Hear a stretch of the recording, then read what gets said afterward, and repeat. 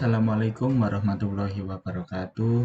Saya Muhammad Iqbal Pratama dengan NIM 200231100257.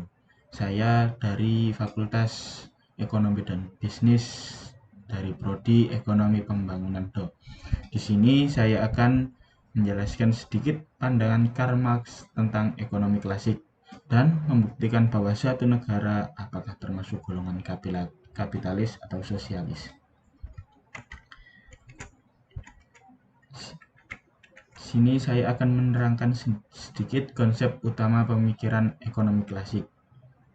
Mazhab klasik muncul pada kisaran tahun 1780 hingga 1850. Pemikiran aliran klasik ini bisa dianggap sebagai dasar munculnya ekonomi kapitalis, di mana campur tangan pemerintah hanya sebagai kecil pada kepentingan negara atau pemerintah. Pada dasarnya, pemikiran ekonomi klasik menganjurkan kebebasan alamiah atau liberalisme, kepentingan diri, dan persaingan. Asas pengaturan kehidupan perekonomian didasarkan pada mekanisme pasar dan teori harga merupakan bagian sentral dari pemikiran mereka dengan pembagian pendapatan ditentukan oleh mekanisme pasar. Yang pertama, penjelasan aliran klasik terkait anjuran atau karakteristik pemikiran menurut Skousen. 1. Kebebasan, yaitu hak untuk memproduksi dan menukar produk, tenaga kerja, dan kapital. Yang kedua, kepentingan diri, yaitu hak seseorang untuk melakukan usaha sendiri dan membantu kepentingan diri orang lain. Yang terakhir ada persaingan, yaitu hak untuk bersaing dalam produksi dan perdagangan barang dan jasa. Filsafat kaum klasik mengenai masyarakat secara prinsipil tidak berbeda dengan filsafat mazhab Pisiokrat. Kaum klasik mendasarkan diri pada tindakan-tindakan rasional dan bertolak dari suatu metode alamiah. Kaum klasik juga memandang ilmu ekonomi dalam arti luas dengan perkataan lain secara normatif. Salah satu tokoh utama aliran klasik adalah Adam Smith, dengan seorang profesor gila yang mengajarkan filsafat moral di Universitas Glasgow. Dalam bukunya The Wealth of the Nation, menurut dia kepentingan pribadi akan menghasilkan masyarakat yang stabil dan makmur tanpa perlu diarahkan oleh negara secara terpusat. Doktrin tentang kepentingan ini sering disebut dengan invisible hand atau tangan gaib. Pembagian kerja dan spesialisasi membawa efisiensi kerja dan hasil optimal bagi masyarakat secara menyeluruh. Dia juga menolak pandangan merkantilisme terkait peranan uang logam. Politik ekonomi kaum klasik merupakan politik ekonomi laissez-faire. Politik ini menunjukkan diri dalam tindakan-tindakan yang dilakukan oleh mazhab klasik dengan keseimbangan yang bersifat otomatis, di mana masyarakat senantiasa secara otomatis akan mencapai keseimbangan pada tingkat full employment. Asas pengaturan kehidupan perekonomian didasarkan pada mekanisme pasar. Teori harga merupakan bagian sentral dari mazhab klasik dan mengajarkan bahwa proses produksi dan pembagian pendapatan ditentukan oleh mekanisme pasar. Dengan melalui mekanisme permintaan dan penawaran akan menuju kepada suatu keseimbangan. Jadi, dalam susunan kehidupan ekonomi yang didasarkan atas milik perseorangan, inisiatif, dan perusahaan orang perorangan. Secara ringkas, esensi model ekonomi klasik yang dikembangkan oleh Adam Smith dan tokoh-tokoh klasik lainnya dari generasi ke generasi terdiri dari 4 prinsip umum. Yang pertama ada penghematan, kerja keras, kepentingan diri yang baik, dan kedermawanan terhadap orang lain adalah kebijakan dan karena itu harus didukung. Yang kedua, pemerintah harus membatasi kegiatannya pada pengaturan keadilan, memperkuat hak milik privat, dan mempertahankan negara dari serangan asing. Yang ketiga ada bidang ekonomi, negara harus mengadopsi kebijakan laissez-faire, non-intervensi, yang terdiri dari perdagangan bebas, pajak rendah, dan birokrasi minimal. Yang keempat, standar klasik, emas atau perak akan mencegah negara apresiasi mata uang, dan akan menghasilkan lingkungan moneter yang stabil di mana ekonomi bisa berkembang.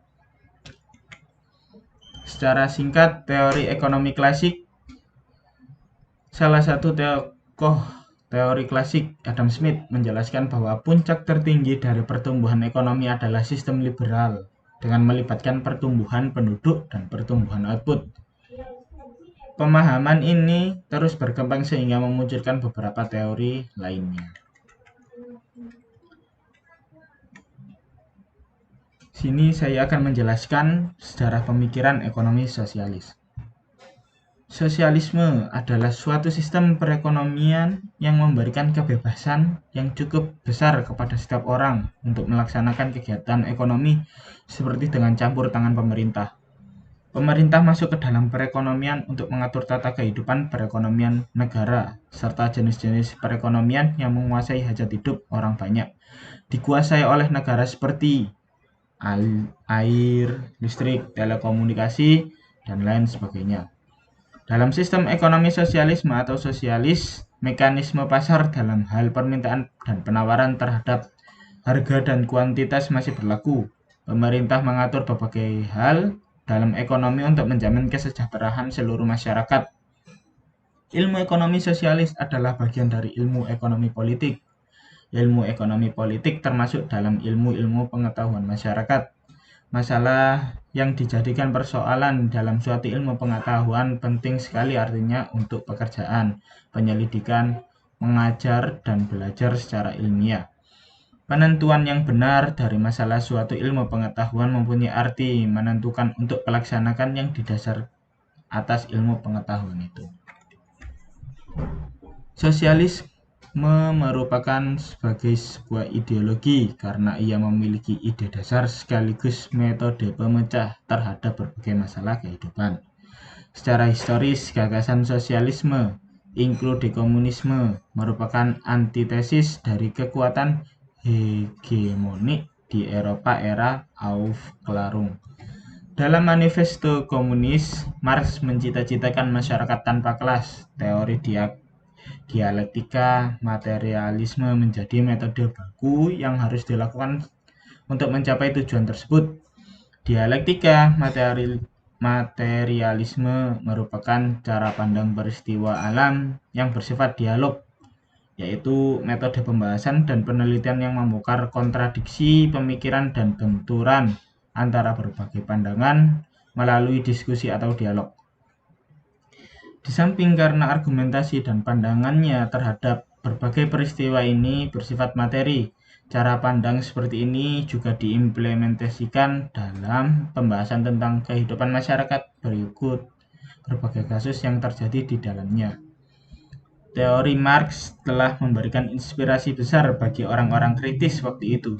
Puncaknya, Vladimir Ilyich Leninov mendirikan negara komunis pertama yang disebut Uni Soviet dengan sebuah revolusi berdarah, menggulingkan kekuasaan Tsar sebagai ideolog komunis terkemuka. Lenin telah meletakkan dasar-dasar pemerintah komunis dengan tangan besinya. Semangat perlawanan ala Lenin juga ikut oleh rezim-rezim komunis lainnya. Jutaan nyawa harus meregang akibat pemerintah otoriter yang dipraktekkan oleh mereka. Amartya Sen dalam The Black Book of Communism memperkirakan jumlah orang yang tewas akibat komunisme mencapai 100 juta. Cita-cita sosialisme menghapus penindasan kapitalisme ternyata diganti dengan penindasan ala komunis yang tidak kalah mengerikannya. Sentralisasi kekuasaan yang absolut melahirkan slogan negara adalah saya. Dalam perkembangannya bermuncullah berbagai variasi pemikiran dari ideologi sosialisme ini. Berikut pandangan tokoh ekonomi sosialis terhadap ekonomi klasik, yaitu Karl Marx. Menurut Marx, perkembangan masyarakat ditentukan oleh dinamika bidang ekonomi. Pandangan sejarah materialis. Klaim Marx bahwa sosialisme adalah ilmu, jadi bahwa kehancuran kapitalisme dan terwujudnya sosialisme bukan sekedar tujuan moral politik, para penantang kapitalisme, melainkan merupakan hukum sejarah harus dibuktikan dengan memperlihatkan bahwa kapitalisme berdasarkan dinamika ekonomisnya sendiri menuju ke kehancuran. Sejak Marx mengidentifikasikan sumber keterasingan manusia dalam pekerjaan, upahan, dan sistem hak milik atas alat-alat produksi, ia semakin intensif mempelajari tokoh-tokoh klasik ekonomi politik seperti Adam Smith, J.B. Say, dan David Ricardo. Hasil resmi studi selama puluhan tahun ini adalah 3 jilid raksasa karya utama Marx dan Kapital, yang kemudian ditambah dengan tulisan-tulisan catatan tangan Marx lain yang diterbitkan setelah kematiannya. Menurut Marx, seluruh modal yang terkumpul dalam tangan para kapitalis 100% merupakan hasil curian dan kebetulan miliknya para buruh. Jadi, fungsi teori nilai lebih adalah memperlihatkan ketidakadilan sistem kapitalisme. Fungsinya adalah memberikan kutukan moral terhadap kapitalisme. Para ahli bukan Marxis tidak sependapat apakah teori nilai lebih yang akan kami persoalkan pada seri selanjutnya perlu demi keabsahan analisis perkembangan kapitalisme. Fungsi utama ajaran tentang nilai-nilai lebih adalah sebagai legitimasi moral perjuangan kaum buruh melawan kaum kapitalis. Masih ada satu hal yang perlu diperhatikan. Dalam Das Kapital, Marx sering mengutip dari laporan Komisi Parlemen Inggris tentang keadaan mengerikan dalam pabrik-pabrik permulaan abad ke-19 di Inggris. Ada anak berumur 7 tahun bekerja tanpa istirahat dari jam 4 pagi sampai jam 9 malam. Ada anak bekerja selama 24 jam tanpa diberi waktu tidur dan seterusnya. Contoh-contoh itu dengan sangat jelas melukiskan kekejaman kapitalisme purba. Tetapi analisis Marx tentang eksploitatif kapitalisme sebenarnya tidak berdasarkan ekses-ekses kapitalisme purba itu, melainkan ajaran tentang nilai lebih yang hendak memperlihatkan bahwa segenap pekerjaan upahan bersifat eksploitatif, bukan hanya ekses-ekses. Marx ingin menunjukkan bahwa segenap laba pemilik modal merupakan pencurian hasil kerja buruh. 2. Perbedaan antara pemikiran ekonomi klasik dan sosialis dalam segi filosofi ekonominya. Yang pertama, sistem ekonomi sosialis.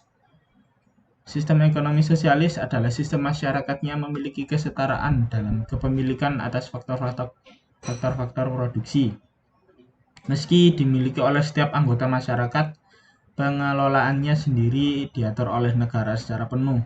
Pemerintah berperan penuh dalam mengatur distribusi dari hasil produksi. Faktor produksi dalam sistem sosialis adalah pekerja, pengusaha, modal, dan sumber daya alam. Semua faktor ini dimiliki oleh masyarakat yang diatur sepenuhnya oleh negara. Pada kenyataannya, sulit untuk menentukan bahwa suatu negara menerapkan ekonomi sosialis secara penuh. Seringkali sistem ini digabungkan dengan sistem lain seperti liberal dan komunis. Sistem ekonomi klasik. Sistem ekonomi ini memungkinkan swasta untuk memiliki seluruh faktor produksi. Keempat faktor produksi tersebut adalah pengusaha, modal, sumber daya alam, dan pekerja. Jika pada sistem sosialis pengelolaan faktor produksi ini dilakukan oleh negara, sistem kapitalis menyerahkan pengelolaan faktor ini kepada pihak swasta. Sistem ini memiliki kaitan erat dengan pasar bebas, permintaan, penawaran, tarif, dan banyaknya lainnya. Hal-hal tersebut mempengaruhi keberlangsungan sistem ini untuk dapat terus berkembang. Adanya pasar bebas, kebijakan bebas bertarif, permintaan yang bagus akan membuat sistem ini semakin kuat. Salah satu semboyan yang digaungkan adalah sistem greed is good, karena ketamakan bisa membuat bisnis terus berkembang. Perbedaan nilai ekonomi yang diharapkan dari ekonomi klasik dan sosialis.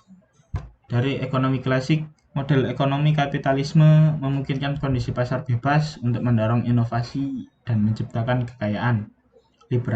Liberalisasi kekuatan pasar ini memungkinkan kebebasan memilih yang menghasilkan keberhasilan atau kegagalan.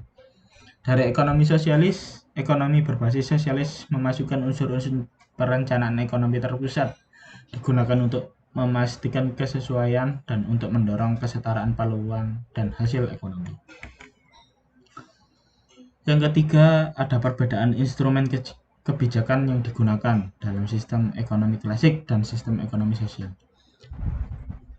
Dimulai dari sistem ekonomi klasik, dalam segi kapitalisme, properti, dan bisnis dimiliki dan dikendalikan oleh individu. Sebaliknya, dalam sistem sosialis, negara memiliki dan mengendalikan alat-alat produksi utama. Dalam model sosialis tertentu, individu memungkinkan masih dapat memiliki perusahaan dan properti meskipun dengan kontrol ketat pemerintah dan pajak tinggi. Ekonomi kapitalis mengedepankan mekanisme pasar untuk menentukan ekuilibrium di dalam perekonomian. Sistem ini tidak perlu tentang pengaturan yang adil. Argumennya adalah bahwa ketimpangan adalah kekuatan pendorongan yang mendorong inovasi, yang kemudian mendorong pembangunan ekonomi. Dalam sistem ekonomi sosialis, redistribusi kekayaan dan sumber daya dari yang kaya ke yang miskin. Sistem ini berusaha memastikan keadilan dan kesetaraan dalam kesempatan dan kesetaraan hasil. Oleh karena itu, kebaikan kolektif lebih diutamakan daripada pencapaian pribadi. Dalam ekonomi kapitalis, negara tidak secara langsung memperkerjakan tenaga kerja. Ini dapat menyebabkan pengangguran setelah resesi ekonomi dan depresi. Dalam ekonomi sosialis, negara adalah pemberi kerja utama selama masa kesulitan ekonomi. Negara sosialis dapat memerintahkan perekrutan sehingga ada pekerjaan penuh. Kesimpulan bahwa tidak ada satupun negara yang menganut sistem ekonomi keduanya, tetapi dilihat bahwa cenderung kemanakah arah sistem ekonomi suatu negara, lebih ke sistem ekonomi klasik atau ke sistem ekonomi sosialis. Sekian, terima kasih dari sedikit penjelasan saya, kurang lebihnya mohon maaf. Terima kasih. Wassalamualaikum warahmatullahi wabarakatuh.